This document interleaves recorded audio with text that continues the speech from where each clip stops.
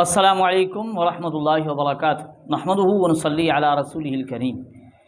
سامعین و ناظرین، اللہ جل جلالہ نے کامیابی دین کے اندر رکھی ہے، دین کے اندر کامیابی ہے۔ اب دین پر عمل کیا جائے گا، دین کا علم حاصل کر کے، دین کو سیکھ کر دین پر عمل کیا جائے گا۔ لیکن دین سیکھا کہاں سے جائے گا؟ دین کا علم کہاں سے حاصل کیا جائے گا؟ اہل علم سے، دین کے ماہرین سے۔ تبھی تو اللہ جل جلالہ نے قرآن پاک میں بھی اللہ نے حکم دیا ہے کہ فَاسْأَلُوا أَهْلَ الذِّكْرِ إِن كُنتُمْ لَا تَعْلَمُونَ، کہ جب جانتے نہیں ہو تو اہل علم سے پوچھو نا۔ یہ نہیں کہا کہ خود تحقیق کر لو، خود پڑھ لو، اہل علم سے پوچھو۔ لیکن یہی بات ہمارے علماء کرام بار بار سمجھاتے آئے ہیں، کہتے آئے ہیں کہ بھائی دین کا علم اہل علم سے لیا جائے گا، ماہرین دین سے دین سیکھا جائے گا، ان سے مسائل کو سمجھا جائے گا۔ قرآن و حدیث سے خود مسائل اخذ کرنا، جو جانتا ہی نہیں وہ قرآن خود پڑھنا شروع کر دے، اس سے لوگ گمراہ ہوں گے، نقصان ہوگا۔ ایک اچھی بات تھی، بہتر بات تھی، بڑی زبردست بات تھی، لیکن غیر مقلد ہو نا، وہ اچھی بات کا غلط تو مطلب لے گا، کیونکہ ان کے نزدیک ان کی زبان سے جو بات نہیں نکلی نا، اس کو وہ غلط ہی کہیں گے۔ بھائی ہم نے نہیں کہا ہے، یہ کس نے کہا؟ علماء اہل سنت نے کہا ہے، علماء دیوبند نے کہا ہے، تو یہ بات غلط ہے۔ کیسے غلط ہے؟ کیوں غلط ہے؟ آپ اس چیز کو سن لیجئے توصیف الرحمان کی زبانی، تاکہ پتہ چلے کہ جناب کو غصہ کتنا ہے اس بات پر۔ سن لیجئے۔ وہ کہتے ہیں اس کو سمجھ کے نہ پڑھنا، بڑی مشکل کتاب، صرف مولویوں کو سمجھ آتی، آگے پیچھے کسی کو سمجھ نہیں آتی۔ یہ ڈھکوسلا ہے مولویوں کا کہ اگر آپ نے قرآن حکیم کو پڑھنا شروع کر دیا تو ان کے پیٹ کا دھندا کاروبار بند ہو جائے۔ اب ناظرین اکرام، توصیف الرحمان دیکھیں کیا کہہ رہے ہیں اس چیز کو کہ بھئی بڑی مشکل کتاب ہے۔ یہ مطلب کہہ رہے ہیں کہ علماء دیوبند کا کہنا یہ کہ بڑی مشکل کتاب ہے، صرف وہ مولویوں کو سمجھ آتی ہے۔ اب مجھے بتائیں، کوئی یہ کہہ دے کہ بھئی علماء اس چیز کو سمجھتے ہیں، اہل علم اس بات کو سمجھتے ہیں، اب یہ نہیں کہتے نہیں جاہل بھی سمجھتے ہیں، قرآن پاک کو جاہل بھی سمجھتے ہیں، اب ان کا کیا ان کو کہا جائے؟ اب کہتا ہے کہ یہ کہتے ہیں صرف مولوی سمجھتے ہیں، آگے پیچھے کوئی نہیں سمجھتا، ٹھیک ہے؟ اب کیا کہتے ہیں؟ یہ مولویوں کے ڈکوسلے ہیں، ان کا یہ کاروبار ہے نا، یہ ان کا کاروبار بند ہو جائے گا، پیٹ کا کاروبار بند ہو جائے گا۔ اب کسی ان پڑھ جاہل کو، بے وقوف کو آپ بٹھا دیں اور اسے کہیں بھئی آپ قرآن و حدیث سے خود مسائل اخذ نہ کریں، کسی اہل علم سے پوچھ لیں، تو وہ کہنا شروع کر دے گا بھئی یہ آپ کا کاروبار بند ہو رہا ہے، اس لیے آپ یہ کہہ رہے ہیں۔ بھائی اہل علم جانتے ہیں؟ نہیں، علماء تھوڑی جانتے ہیں، ہم بھی جانتے ہیں۔ اب یہ توصیف الرحمان کہہ رہے ہیں، لیکن بات یہاں تک تو نہیں ختم ہو جاتی نا، پھر لوگ قرآن کو خود سمجھنا لوگوں نے شروع کر دیا۔ بھائی قرآن تو ہم بھی سمجھتے ہیں، اب قرآن کو لوگ خود سمجھنا شروع کر دیں گے، نتیجہ کیا نکلے گا آپ کو بتائیں؟ اب اہل قرآن جو صرف قرآن کو ماننے والے، وہ کیا کہتے ہیں؟ وہ کہتے ہیں کہ بھئی قرآن و حدیث کی بہت ساری چیزوں میں بظاہر تعارض پایا جاتا ہے،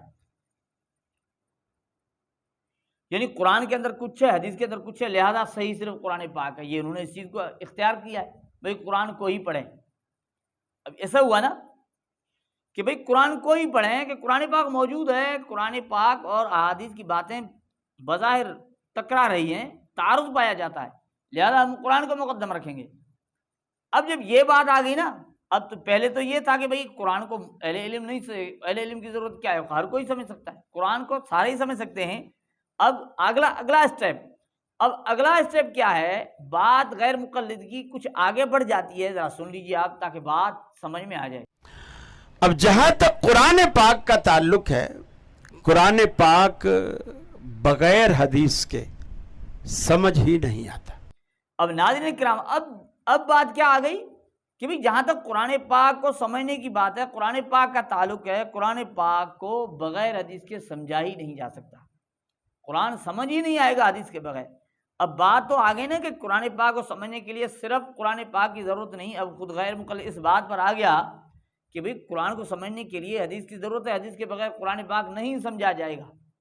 لیکن ہم آپ کو وہاں لے چلتے ہیں جہاں ہمارے علماء کرام کی بات ہے نا، وہاں لے چلتے ہیں، اور یہ بات ثابت ہوگی کہ ہمارے علماء کرام ہی صحیح کہا کرتے ہیں، صحیح کہتے ہیں، لیکن غیر مقلد درمیان کے اندر ایسی بات ڈالے جس سے عوام الناس کو دھوکہ لگے اور گمراہ ہوں، ان کی بات سچی معلوم ہوتی ہو لیکن یہ بالکل ہی غلط ہے۔ اب اس بات تک آ گئے کہ قرآن کو سمجھنے کے لیے حدیث کی ضرورت ہے، حدیث کے بغیر قرآن نہیں سمجھا جائے گا، لیکن اگلا اسٹیپ پھر آپ سن لیجئے تاکہ بات واضح ہو جائے۔ کتاب و سنت کی وہی تشریح لی جائے گی جو سلف صالحین نے کی ہو۔ یہی مسلک اہل حدیث ہے، اور ہر دور میں اہل حق، اہل سنہ، اہل الحدیث کا یہ شعار رہا ہے کہ وہ کتاب و سنت کو سمجھنے کے حوالے سے سلف صالحین کے محتاج رہے ہیں۔ اب ناظرین اکرام یہ کیا کہہ رہے ہیں، دیکھیں بات صاف ہو گئی نا۔ پہلے تو یہ تھا کہ قرآن کو آپ نہیں سمجھ سکتے، یہ مولویوں کا ڈھکوسلا ہے۔ پھر ہو گیا کہ حدیث کے بغیر قرآن سمجھ ہی نہیں سکتے۔ اب آ گئی کیا بات آ گئی کہ صاف بات کہہ دی کہ یہی مسلک اہل حدیث ہے۔ کیا ہے کہ بھئی کتاب و سنت کو سمجھنے کے لیے حوالے سے سلف صالحین کے محتاج رہے ہیں۔ یہی مسلک اہل حدیث ہے کہ کتاب و سنت کی تشریح وہی لی جائے گی جو سلف صالحین کی ہے، اور ہم سلف صالحین کے محتاج ہیں۔ کتاب و سنت کے سمجھنے میں سلف صالحین کے محتاج ہیں۔ تو ناظرین اکرام بات کیا واضح ہو گئی، جو ہمارے علماء کہتے ہیں کہ بھئی اہل علم سے دین کو سمجھا جائے، اہل علم سے دین کا علم لیا جائے، ماہرین دین سے دین کو سمجھا جائے۔ لیکن اس وقت غیر مقلد شور مچاتا تھا۔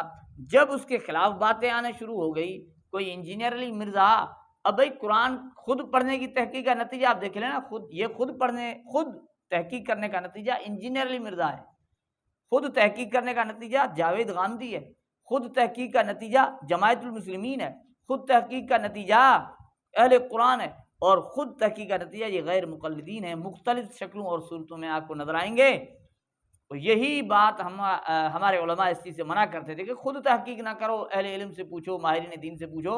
لیکن اس طرح کہتے ہیں یہ مولویوں کا ڈھکوسلا ہے، ان کے پیٹ کا کاروبار بند ہو رہا ہے۔ لیکن اب خود اس بات پر آ گئے ہیں جو ہم نے آپ کی خدمت میں پیش کی ہے۔ بات واضح ہو گئی ہے۔ اللہ جل جلالہ ہمیں ان کی حقیقت کو سمجھنے کی توفیق عطا فرمائے۔ یہ ہے حقیقت۔